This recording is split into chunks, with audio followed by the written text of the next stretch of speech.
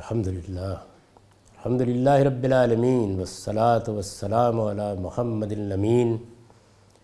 اعوذ باللہ من الشیطان الرجیم بسم اللہ الرحمن الرحیم۔ خواتین و حضرات، ہم میزان حصہ دوم میں قانون معیشت کا مطالعہ کر رہے ہیں۔ یہ اس حصے کا چوتھا باب ہے اور ہم اس کی آخری بحث تک پہنچ چکے ہیں۔ یہ تقسیم وراثت کی بحث ہے، یعنی جو 5 دفعات میں نے ابتدا میں بیان کر دی ہیں، ان میں سے آخری چیز یہ ہے کہ اللہ تعالیٰ نے ہمارے لیے وراثت کی تقسیم کا ایک قانون دیا ہے۔ یہ معلوم ہے کہ جان کی حرمت قائم رہے، مال کی حرمت قائم رہے، دنیا میں امن کے لیے بھی یہ ضروری ہے اور انسان کے تزکیے کے لیے بھی ضروری ہے۔ چنانچہ اللہ کے دین میں، اللہ کی شریعت میں اس کو بڑی اہمیت دی گئی ہے۔ قرآن مجید کو جب ہم دیکھتے ہیں تو اس میں ایک تو سورہ بقرہ کی 180-182 آیات ہیں جن میں یہ قانون بیان ہوا ہے، اور اس کے بعد پھر سورہ نساء کی آیت 11 اور 12۔ پہلے بقرہ کو دیکھیے۔ ارشاد فرمایا ہے کتب علیکم اذا حضر احدکم الموت ان ترک خیرا الوصیۃ للوالدین والاقربین بالمعروف حقا علی المتقین فمن بدلہ بعد ما سمعہ فانما اسمہ علی الذین یبدلونہ ان اللہ سمیع علیم فمن خاف من موص جنفا او اثما فاصلح بینہم فلا اثم علیہ ان اللہ غفور الرحیم۔ ان آیتوں کا ترجمہ یہ ہے، تم میں سے کسی کی موت کا وقت آ پہنچے اور وہ کچھ مال چھوڑ رہا ہو تو تم پر لازم ہے کہ والدین اور قرابت مندوں کے لیے دستور کے مطابق وصیت کرو۔ یعنی مال تمہارا ہے، تم دنیا سے رخصت ہو رہے ہو، تمہارے پیچھے تمہارے والدین بھی ہو سکتے ہیں اور دوسرے قرابت مند بھی۔ دوسرے قرابت مند یعنی تمہاری اولاد ہو سکتی ہے، تمہارے بہن بھائی ہو سکتے ہیں، میاں بیوی میں سے کوئی ہو سکتا ہے، ان کے حق میں وصیت کرو۔ ارشاد فرمایا ہے خدا سے ڈرنے والوں پر یہ حق ہے، یعنی اللہ تعالیٰ نے اس کو لازم کر دیا ہے۔ پھر جو اس وصیت کو اس کے سننے کے بعد بدل ڈالے، یعنی وصیت کی گئی، ضروری نہیں ہے کہ لکھی گئی ہو، اگرچہ اس کے بارے میں ہدایت کر دی گئی ہے، لیکن اس کا امکان ہے کہ موقع نہیں ملا، اچانک موت آ گئی، توجہ نہیں ہوئی، لوگوں نے سنا، وہ اس کے گواہ بن گئے، لیکن اس کو سننے کے بعد انہوں نے بدل ڈالا اپنے مفادات کے پیش نظر یا کسی کی جانبداری کے خیال سے۔ پھر جو اس وصیت کو اس کے سننے کے بعد بدل ڈالے تو اس کا گناہ ان بدلنے والوں ہی پر ہوگا۔ اس میں گویا یہ بتا دیا کہ مرنے والے نے تو اپنا فرض پورا کر دیا، اللہ تعالیٰ نے جو حکم اس کو دیا تھا اس کے مطابق اس نے جو کہنا تھا کہہ دیا۔ اس نے اگر کوئی غلطی نہیں کی ہے تو وہ بعد کے لوگوں کے اعمال کا ذمہ دار بھی نہیں ہے، وہ کیا کرتے ہیں اس کے لیے وہ جواب دہ ہوں گے۔ تو ایک بات تو یہ فرمائی، بے شک اللہ سمیع علیم ہے۔ اللہ تعالیٰ کی صفات کا یہ حوالہ ہمیشہ اسی لحاظ سے آتا ہے کہ اس کے بندے متنبہ رہیں کہ ان کا پروردگار اس کائنات کو بنا کر کہیں سو نہیں گیا ہے، جو کچھ وہ کہہ رہے ہیں وہ سن رہا ہے، جو کچھ وہ کر رہے ہیں اس کو جانتا ہے، ہر وقت نگران ہے اور ایک ایک چیز اس کے علم میں رہتی ہے۔ چنانچہ وہ اگر کسی کا حق ماریں گے، کسی کے ساتھ زیادتی کریں گے تو دنیا میں اگر نہیں پکڑے جائیں گے تو اس کی گرفت میں ضرور آ جائیں گے۔ جس کو البتہ کسی وصیت کرنے والے کی طرف سے جانبداری یا حق تلفی کا اندیشہ ہو اور وہ آپس میں صلح کرا دے تو اس میں کوئی گناہ نہیں ہے۔ یعنی ایک تو یہ ہے کہ وصیت کرنے والے کی وصیت سنی ہے اور پوری دیانتداری کے ساتھ اسے بیان کر دیا ہے۔ ایک یہ ہے کہ جنہوں نے سنی ان کے بارے میں بھی کچھ اعتماد نہیں رہا، جو اعتراض کر رہے ہیں ان کی بات میں بھی وزن محسوس ہو رہا ہے، اب کیا کیا جائے؟ تو اب اعزاء میں سے، رشتہ داروں میں سے، قریبی لوگوں میں سے اگر کچھ لوگ اٹھیں اور اٹھ کے معاملہ طے کرا دیں، یعنی یہاں صلح کرا دیں کہا ہے، اس لیے کہ یہ لوگ کوئی عدالت نہیں ہے کہ جو ورڈکٹ دینے کے لیے اٹھی ہے، یہ گرد و پیش کے لوگوں کو، قریبی ماحول کو توجہ دلائی ہے کہ وہ اگر اٹھیں تو اٹھ کے ان کو کیا کرنا چاہیے۔ وہ عالم الغیب تو نہیں ہے، جانے والا چلا گیا ہے، سننے والوں نے بیان کر دیا ہے، قرائن یہ بتا رہے ہیں، جس کو اندیشہ کہا ہے نا، قرائن یہ بتا رہے ہیں کہ شاید کوئی اس میں خرابی ہو گئی ہے، تو اس موقع پر کوئی ورڈکٹ دینے کی نوبت آئے، یہ ایک الگ مسئلہ ہے۔ یہاں اللہ تعالیٰ یہ نصیحت کر رہے ہیں کہ صلح کرا دیں۔ میں پھر یہ گزارش کروں گا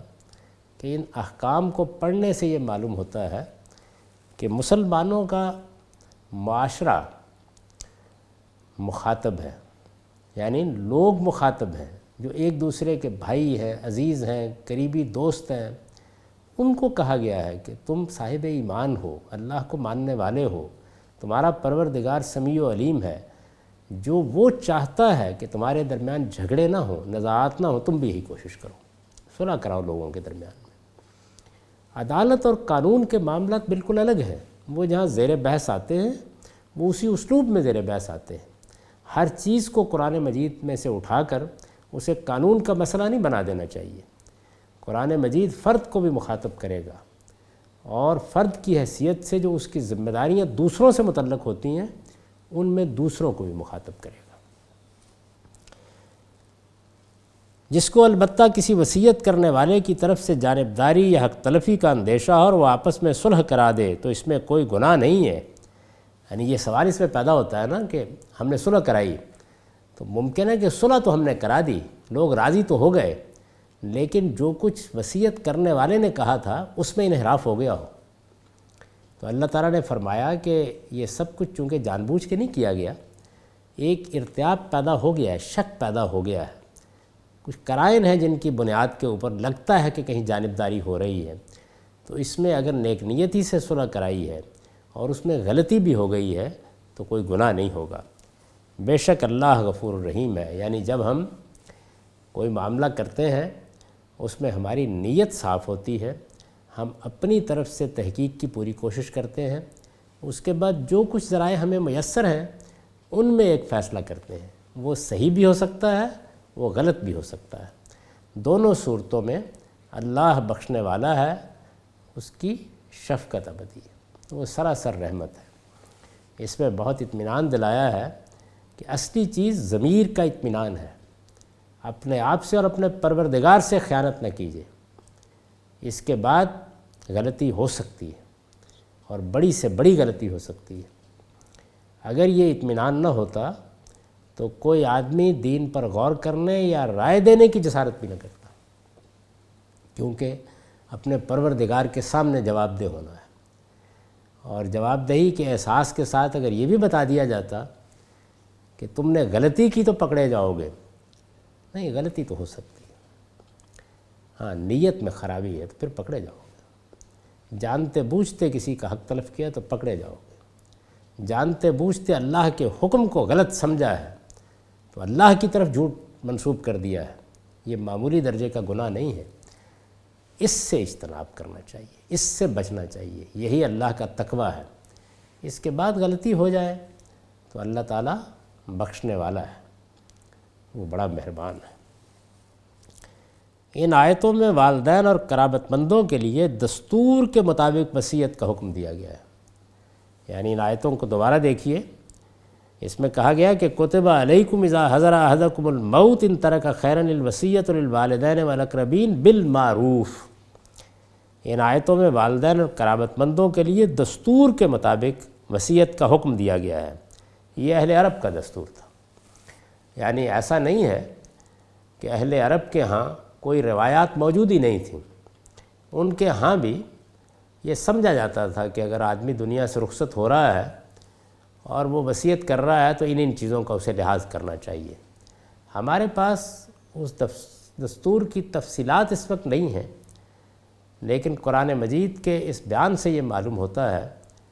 کہ جس طرح سے باقی معاملات میں شرفائے عرب نے کچھ قاعدے، کچھ ضابطے، کچھ قواعد مقرر کر رکھے تھے، اس میں بھی کچھ روایات رہی ہیں۔ تو پہلے مرحلے میں یہ فرمایا کہ اس کے مطابق وصیت کر دو، یعنی تمہارے معاشرے میں جو بات مانی جاتی ہے، جس کو عام طور پر لوگ قبول کرتے ہیں، یہ چیز اللہ تعالیٰ نے ہر جگہ ملحوظ رکھی ہے۔ یعنی اگر کسی چیز کے بارے میں اتفاق ہے، لوگ اس کو اچھی چیز سمجھتے ہیں، تو کوئی متعین اخلاقی خرابی نہیں ہے تو اس کی پیروی کرنی چاہیے۔ یہ جو کامن لا ہے، یہ کس چیز پر مبنی ہوتا ہے؟ یعنی ایک تو انسان کا وہ اضطراری علم ہے جس کو لے کر وہ دنیا میں آیا ہے، پھر یہ کہ سوسائٹی کے تعامل سے بہت سی روایات بن جاتی ہیں، بہت سے رسوم پیدا ہو جاتے ہیں، یہی ہیں جن کو قرآن مجید معاشرے کا دستور یا دوسرے لفظوں میں معروف کہتا ہے۔ تو اس کی پابندی کرنی چاہیے، کیونکہ یہ نزاعات کے فصل کا ذریعہ بنتا ہے۔ بہت بڑا مسئلہ جو انسانوں کے درمیان ہمیشہ سے رہا ہے وہ یہ ہے کہ جھگڑا پیدا ہوا ہے تو چکانا کیسے ہے، اس کی کوئی بنیاد ہونی چاہیے۔ ایک آسان طریقہ تو وہی ہے کہ بندوق اٹھائیے، تلوار اٹھائیے اور جھگڑا چکا دیجیے۔ یعنی اس میں پھر حق اور انصاف یہ اہمیت نہیں رکھتا، اس میں بندوق اہمیت رکھتی ہے، قوت اہمیت رکھتی ہے، اس میں وہ اصول کار فرما ہوتا ہے کہ جس کی لاٹھی اس کی بھینس۔ لیکن اگر پرامن ذرائع سے جھگڑا چکانا ہے تو پھر یہ ضروری ہے کہ کوئی بنیادیں ہوں۔ ان میں سے ایک بنیاد یہ بھی ہے کہ اگر معاشرے میں ایک چیز مانی ہوئی ہے اور سب لوگوں کا اس پر اتفاق ہے تو اسے ریفرنس کا ذریعہ بنا لیا جائے، اس کے حوالے سے فصل نزاعات کی کوئی صورت پیدا کر لی جائے۔ یہاں بھی قرآن مجید نے یہی کیا۔ اس کی جگہ بعد میں اس قانون نے لے لی جو سورہ نساء کی آیتوں میں بیان ہوا ہے، یعنی اللہ تعالیٰ نے دستور کے مطابق وصیت کرنے کی ہدایت کی، اور پھر کچھ عرصے کے بعد یہ بقرہ ہے، سورہ نساء میں اپنا قانون دے دیا۔ اس کی جگہ بعد میں اس قانون نے لے لی جو سورہ نساء کی آیتوں میں بیان ہوا ہے۔ والدین اور اقربا کے حصے اللہ تعالیٰ نے نساء کی ان آیتوں میں خود متعین کر دیے ہیں۔ یعنی نساء کے اس قانون نے کیوں جگہ لے لی ہے؟ اس لیے کہ یہاں کہا گیا تھا دستور کے مطابق وصیت کرو، یہ کہنے کے بعد خدا نے کہا میں وصیت کر رہا ہوں۔ یعنی اللہ تعالیٰ نے حصے خود متعین کر دیے ہیں اور انہیں اپنی وصیت قرار دیا ہے۔ اس کی وجہ یہ بتائی گئی ہے کہ انسان نہیں جانتا کہ ان رشتہ داروں میں کون بلحاظ منفعت اس سے قریب تر ہے۔ یعنی یہ وجہ بتائی ہے، آگے جا کے یہ زیر بحث آئے گی کہ تم یہ متعین نہیں کر سکتے۔ یعنی اگر کوئی رواج یا دستور بھی تھا تو وہ بڑی حد تک الٹپ تھا، تاہم چونکہ فصل نزاع کا ذریعہ بن سکتا تھا تو اس لیے پہلے اسی کے مطابق وصیت کر دینے کی ہدایت کر دی، لیکن پھر خود وصیت فرمائی۔ جو آدمی بھی دین کا، زبان کا، بیان کا ذوق رکھتا ہے وہ یہ کیسے تصور کر سکتا ہے کہ جب کسی معاملے میں اللہ وصیت کر دے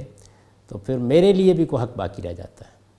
اس کو اللہ تعالیٰ نے اپنی وصیت قرار دیا ہے، اور اس کی وجہ بھی بتا دی ہے کہ تمہارے پاس کوئی ذریعہ ہی نہیں ہے اس کو طے کرنے کا۔ اور اس میں یہ بہت بڑی حقیقت بھی معلوم ہوتی ہے کہ شریعت کیوں دی جاتی ہے۔ اصلاً انہی مواقع پر دی جاتی ہے جہاں ہماری عقل کے پاس فیصلہ کرنے کی بنیاد نہیں ہوتی، اور جب بنیاد نہیں ہوتی اور ہم الٹپ فیصلے کرتے ہیں تو اس سے حقوق تلف ہوتے ہیں، اس سے نزاعات پیدا ہوتے ہیں، اس سے فرد کو، معاشرے کو کوئی بڑا نقصان پہنچنے کا اندیشہ ہوتا ہے۔ تو اللہ تعالیٰ وہاں اپنی شریعت دیتے ہیں، یہاں بھی اللہ تعالیٰ نے اپنی شریعت دی ہے۔ یعنی شریعت کیا ہے؟ یہ خدا کی وصیت ہے،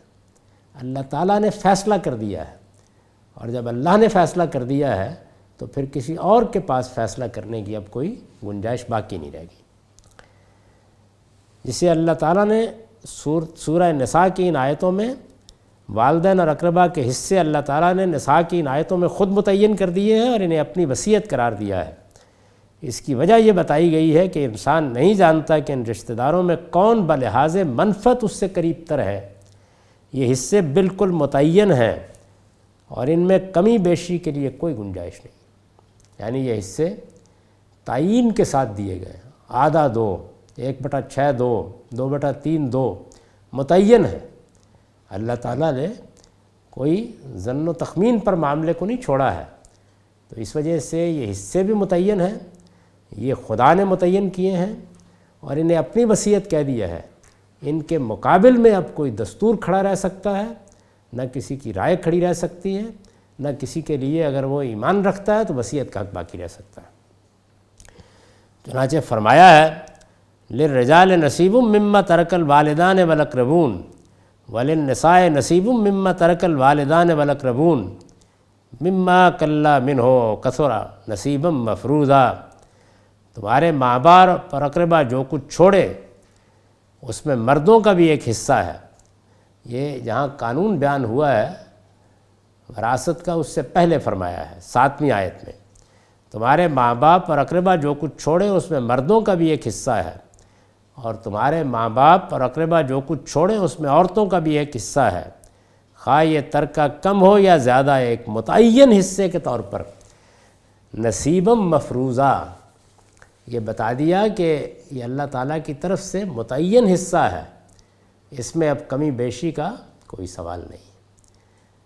ہمارے ہاں جو روایت بیان کی جاتی ہے کہ لا وصیت لوارث، وہ سند کے لحاظ سے تو کمزور کیا معنی، کوئی سند ہی نہیں رکھتی، بس ایک شہرت ہے اس روایت کی، لیکن اپنے مدعا کے لحاظ سے بالکل ٹھیک ہے، یعنی اس میں یہی حقیقت بیان ہوئی ہے۔ ہمارے لیے اس حقیقت کو قرآن مجید ہی سے سمجھنے میں کوئی دقت نہیں ہے۔ اللہ تعالیٰ نے جب یہ حصے متعین کر کے یہ کہہ دیا کہ میں نے یہ متعین بھی کر دیے ہیں اور یہ میری طرف سے طے ہیں اور میں نے ان کی وصیت کر دی ہے، اور ان کی تعیین کی وجہ یہ ہے کہ تمہارے پاس کوئی ذریعہ نہیں تھا کہ تم یہ بتا سکتے کہ حق و انصاف کی روح سے یہ ہونا چاہیے، تو ہم کہہ سکتے ہیں اور نہایت اطمینان کے ساتھ کہہ سکتے ہیں کہ اب کسی کے لیے اس کے مقابل میں وصیت کا یا کوئی دوسرا فیصلہ کرنے کا حق باقی نہیں رہا ہے۔ یہی مطلب ہے اس حدیث کا لا وصیت لوارث۔ میں نے اس کا حوالہ اس لیے نہیں دیا کہ میں نے اس کتاب میں یہ التزام کیا ہے کہ رسول اللہ صلی اللہ علیہ وسلم کی نسبت سے وہی روایت نقل کی جائے گی جو سند کے لحاظ سے بالکل درست ہو، تاہم مدعا وہی ہے جو ہم نے قرآن مجید سے سمجھ لیا ہے، اور اس میں رسالت میں آپ صلی اللہ علیہ وسلم نے کوئی بات اپنی طرف سے نہیں کی، بلکہ یہی مدعا جس کے دلائل کی طرف میں نے اشارہ کر دیا ہے وہ آپ نے ان جامع الفاظ میں بیان کر دیا۔ اس کے بعد میں نے لکھا ہے کہ لہٰذا یہ بات تو بالکل واضح ہے کہ ہر مسلمان اب اسی قانون کے مطابق وصیت کا پابند ہے اور دستور کے مطابق وصیت کا حکم باقی نہیں رہا۔ یہاں یہ استدلال نہیں کیا جا سکتا کہ دستور کے مطابق وصیت کا حق ان کے علاوہ باقی ہے، وہاں دستور کے مطابق والدین اور اقربا ہی کے لیے وصیت کرنے کو کہا گیا تھا، اس وجہ سے یہ ماننا پڑے گا کہ وہ حکم باقی نہیں رہا۔ لہذا یہ بات تو بالکل واضح ہے کہ ہر مسلمان اب اسی قانون کے مطابق وصیت کا پابند ہے اور دستور کے مطابق وصیت کا حکم باقی نہیں رہا۔ لیکن یہ جب دیا گیا تو اس سے کیا چیز پیش نظر تھی، یعنی ایسا کیوں ہوا؟ اللہ تعالیٰ پہلے ہی مرحلے میں اپنا قانون بیان کر دیتے، قرآن مجید میں اس کی اور مثالیں بھی ہیں، یہاں پر بھی یہ ایک نوعیت کا نسخ ہے جو ہوا ہے، تو اس کی وجہ متعین کرنی چاہیے، یعنی یہ بتانا چاہیے کہ کیا چیز اس کا باعث ہوئی ہے، کیونکہ اللہ کا کوئی کام بھی حکمت سے خالی نہیں ہوتا۔ لیکن یہ جب دیا گیا تو اس سے کیا چیز پیش نظر تھی؟ استاذ امام امین احسن اصلاحی اس سوال کے جواب میں لکھتے ہیں، اس آیت میں والدین اور اقربا کے لیے جو وصیت کا حکم دیا گیا وہ معروف کے تحت تھا اور اس عبوری دور کے لیے تھا جب کہ اسلامی معاشرہ بھی اس استحکام کو نہیں پہنچا تھا کہ تقسیم وراثت کا وہ آخری حکم دیا جائے جو سورہ نساء میں نازل ہوا ہے۔ وہ چیزیں جو لوگوں کے مألوفات بن چکی ہوتی ہیں ان کو بدلنا آسان نہیں ہوتا۔ ہمارے معاشرے میں دیکھ لیجئے، جہیز کی رسم اپنے اندر کتنی قباحتیں رکھتی ہے، لیکن اس کو تبدیل کرنا آسان ہے۔ شادی بیاہ کے موقع پر جس طرح سے خرچ اخراجات کیے جاتے ہیں اس پر بہت کچھ اعتراض کیا جا سکتا ہے، لیکن اس کو تبدیل کرنے کے لیے کیا محض ایک دن قانون بنایا جائے تو کامیابی ہو جائے گی؟ اسی طرح کے معاملات اور بہت سی چیزوں میں ہم روز ماتم کرتے رہتے ہیں کہ ہمارے دیہات میں اور ہمارے ہاں دور دراز مقامات پر بعض ایسی رسمیں ہیں کہ جو انتہائی شرمناک ہیں۔ کسی کی قرآن سے شادی کر دی جائے، کسی کے ساتھ یہ معاملہ کر دیا جائے۔ اگر معاشرے کی اصلاح کرنی ہو تو اس میں ایک تو قانون ہے، اس سے پہلے اس کو تیار کرنا پڑتا ہے ذہنی لحاظ سے، اور اگر حقیقی مصلحین ہوں تو وہ ایسا ہی کرتے ہیں۔ یعنی اگر ہم اپنے معاشرے کو قبائلی تمدن اور اس کی روایات سے نکالنا چاہتے ہیں تو اس کے لیے ضروری ہوگا کہ لوگوں کے ذہنوں کو تبدیل کیا جائے۔ اور لوگوں سے کیا مراد ہے؟ یعنی معاشرے کے ارباب حل وقت، وہ لوگ جو ان علاقوں میں اثر و رسوخ رکھتے ہیں، جن کی طرف لوگ دیکھتے ہیں، جن کی بات سنی جاتی ہے، ان کے ذہن اور ان کے فکر کو تبدیل ہونا چاہیے۔ یہ کئی عوامل ہیں جو اس کو تبدیل کرنے کا باعث بنتے ہیں۔ یعنی لوگوں کے مابین زیادہ سے زیادہ اختلاط ہو۔ ظاہر ہے اس کے لیے آپ مواصلات کے ذرائع سے کام لیتے ہیں، سڑکیں پہنچ جاتی ہیں، ریل پہنچ جاتی ہے، آپ ہسپتال بنا دیتے ہیں، تعلیمی ادارے بنا دیتے ہیں۔ سب سے بڑھ کر تعلیم یہ خدمت انجام دیتی ہے۔ لوگ شہروں میں آتے ہیں، دوسرے لوگوں سے ملتے ہیں، لیڈروں کو دیکھتے ہیں، رہنماؤں کو دیکھتے ہیں، تو آہستہ آہستہ یہ ساری چیزیں، یعنی انسان کچھ اس طرح کا واقع ہوا ہے کہ اس کو تہذیب نفس کے لیے تعلیم اور تربیت کی ضرورت ہوتی ہے۔ اور یہ تعلیم و تربیت جس طرح فارمل ہوتی ہے، رسمی ہوتی ہے، اسی طرح انفارمل اور غیر رسمی بھی ہوتی ہے۔ اس کے سارے ذرائع مل کر ذہن میں تبدیلی لاتے ہیں اور پھر اس کے بعد قانون اس پر آخری مہر ثبت کر دیتا ہے۔ تو بالکل یہی طریقہ اللہ کے پیغمبر کی بعثت کے بعد عرب میں بھی اختیار کیا گیا۔ ابھی دیکھیے نا کہ ہمارے یہاں یورپ میں مثال کے طور پر یہ قانون صدیوں سے رہا ہے کہ بڑے بیٹے کو منتقل کر دیا جائے۔ اب صدیوں سے جو روایت قائم ہو، آپ وہاں اسلام لے کر جائیں گے تو کیا کریں گے؟ پہلے مرحلے میں تو کوشش کریں گے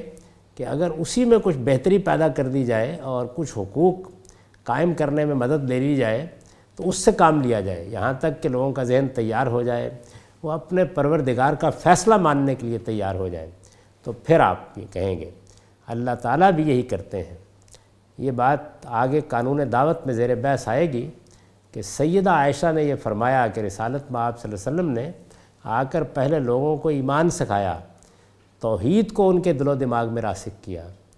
اگر پہلے ہی دن آپ آ کے یہ کہتے کہ زنا چھوڑ دو اور شراب چھوڑ دو اور فلاں چیز چھوڑ دو تو لوگ کہتے کہ ہم نہیں چھوڑیں گے۔ تو یہاں بھی یہی صورتحال ہے، یعنی جو لوگ کسی مرنے والے کے وارث بن رہے ہوتے ہیں وہ بھی پہلے سے موجود روایات کے تحت توقعات لگائے ہوتے ہیں، اور مرنے والا بھی انہی چیزوں کو اپنے مألوفات کی حیثیت سے دیکھ رہا ہوتا ہے۔ اس میں انسانی ذہن کو تبدیل کرنا ہے۔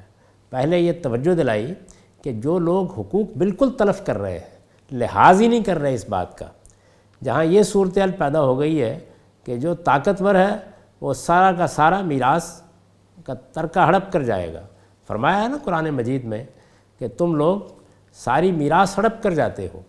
جہاں یہ صورتحال ہے وہاں پہلے ذرا دستور کی پابندی کی طرف لایا جائے، اچھی روایات کی پابندی کی طرف لایا جائے، شرفائے عرب کے ہاں جو قاعدے ہیں ان کی طرف توجہ دلائی جائے، اور پھر اس کے بعد جب لوگوں کے ذہن تیار ہو گئے تو قانون دے دیا گیا۔ اس آیت میں والدین اور اقربا کے لیے جو وصیت کا حکم دیا گیا ہے وہ معروف کے تحت تھا اور اس عبوری دور کے لیے تھا جبکہ اسلامی معاشرہ ابھی اس استحکام کو نہیں پہنچا تھا کہ تقسیم وراثت کا وہ آخری حکم دیا جائے جو سورہ نساء میں نازل ہوا۔ اس حکم کے نزول کے لیے حالات کے سازگار ہونے سے پہلے یہ عارضی حکم نازل ہوا، اور اس سے دو فائدے پیش نظر تھے۔ ایک تو فوری طور پر ان حصہ داروں کے حقوق کا ایک حد تک تحفظ جن کے حقوق اسبات کے ہاتھوں تلف ہو رہے تھے، یعنی وہ رشتہ دار جن کے پاس قوت تھی، طاقت تھی، جو اثر رسوخ رکھتے تھے، جو میراث کو ہڑپ کر سکتے تھے، ان سے کم نجات ہو، اور دوسرے اس معروف کو از سر نو تازہ کرنا جو شرفائے عرب میں زمانہ قدیم سے معتبر تھا، لیکن اب وہ آہستہ آہستہ جاہلیت کے گرد و غبار کے نیچے دب چلا تھا، تاکہ یہ معروف، دیکھیے استاد امام کہتے ہیں، تاکہ یہ معروف اس قانون کے لیے ذہنوں کو ہموار کر سکے جو اس باب میں نازل ہونے والا تھا۔ یعنی پہلے لوگوں کو جو ہر قانون، ہر دستور، ہر قاعدے، ہر ضابطے کی خلاف ورزی کر رہے تھے، دستور کے اور قانون کے قریب لایا جائے، اور پھر اللہ تعالیٰ کے قانون کے لیے گویا ان کے ذہن کو تیار کر دیا جائے۔ یہ حکمت تھی جس کے پیش نظر پہلے یہ حکم دیا گیا۔ یہ حکم باقی نہیں رہا، اس کے دلائل میں نے قرآن مجید سے آپ کی خدمت میں پیش کر دی ہیں، یعنی یہ وضاحت کے ساتھ بتا دیا ہے کہ اس استدلال کی کوئی گنجائش نہیں رہی ہے کہ ایک طرف اللہ تعالیٰ کا قانون موجود ہے اور دوسری طرف کوئی آدمی سورہ بقرہ کی یہ آیت پڑھے، یعنی 180 182، اور اصرار کرے کہ ہم تو دستور کے مطابق وصیت کریں گے یا رسم و رواج کے مطابق وصیت کریں گے، یا جو ہمارے ہاں طریقے ہیں انہی کی ہم پیروی کریں گے۔ اس کی گنجائش نہیں رہی ہے۔ اللہ تعالیٰ نے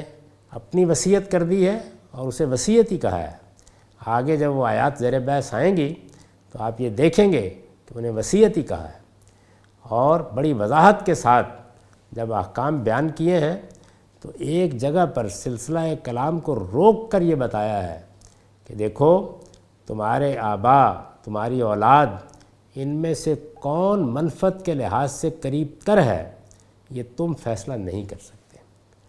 اور یہ حقیقت ہے کہ ابھی بھی آپ تھوڑی دیر کے لیے خلوت میں بیٹھ جائیے اور پھر یہ دیکھیے کہ کیا ہم یہ فیصلہ کر سکتے ہیں؟ ہم یہ فیصلہ نہیں کر سکتے۔ یعنی میں کہہ سکتا ہوں کہ میری اولاد بھی بڑی عزیز ہے مجھے، اگر میری ماں زندہ ہے،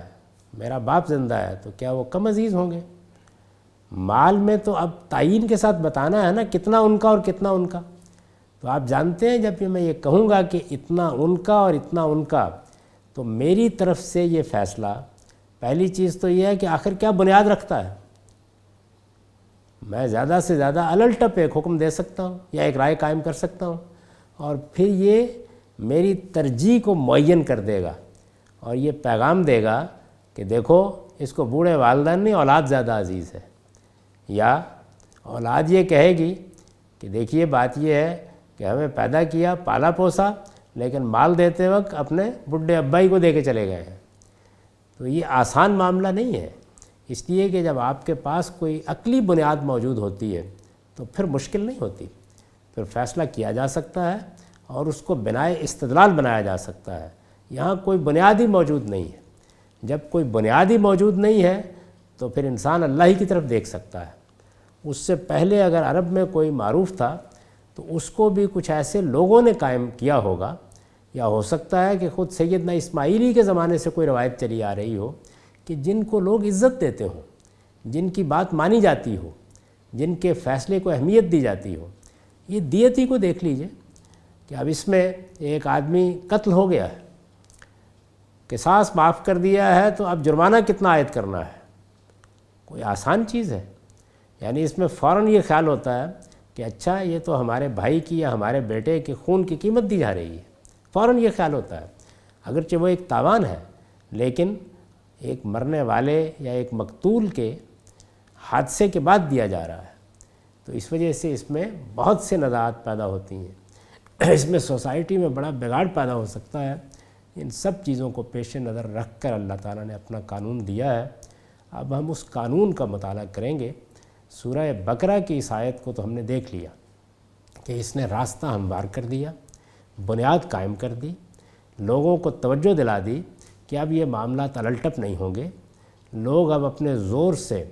اور اپنی قوت سے کسی کی میراث ہڑپ نہیں کر لیں گے، اللہ کا ایک قانون آئے گا، لیکن اس وقت کم سے کم اس دستور کی پابندی تو کی جائے جو پہلے سے موجود ہے۔ اور قرآن مجید نے یہ معلوم ہے کہ بہت سے معاملات میں تو اپنی طرف سے کوئی قانون دیا ہی نہیں ہے، بلکہ صرف یہ کہہ کر بات ختم کر دی ہے کہ معاشرے کے دستور کی پابندی کی جائے۔ دیت میں یہی ہے، مہر میں یہی ہے، نان و نفقہ میں یہی ہے، باہمی معاملات میں بہت سی صورتیں ہیں جن میں معروف ہی پر چھوڑ دیا گیا ہے، اس لیے کہ عام طور پر سوسائٹی کا تعامل اس میں کچھ نہ کچھ اچھی صورتیں پیدا کر لیتا ہے، اسی پر اکتفا کی گئی ہے۔ لیکن جہاں بڑے نزاع کا اندیشہ تھا، اور اس میں کوئی شبہ نہیں ہے کہ میراث کا معاملہ ایسا ہی ہے، یہ کوئی چھوٹا معاملہ نہیں ہے، اس کو پھر اللہ تعالیٰ نے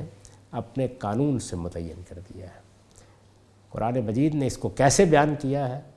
اس میں حصے کیا ہیں، ہمارے فقہا نے اس معاملے میں کیا غلطیاں کی ہیں، یہ سب ہم تفصیل سے دیکھیں گے۔ اس کے لیے اب آئندہ نشست کا انتظار کیجیے۔ اقول قولی ھذا واستغفر اللہ لی ولکم ولسائر المؤمنین۔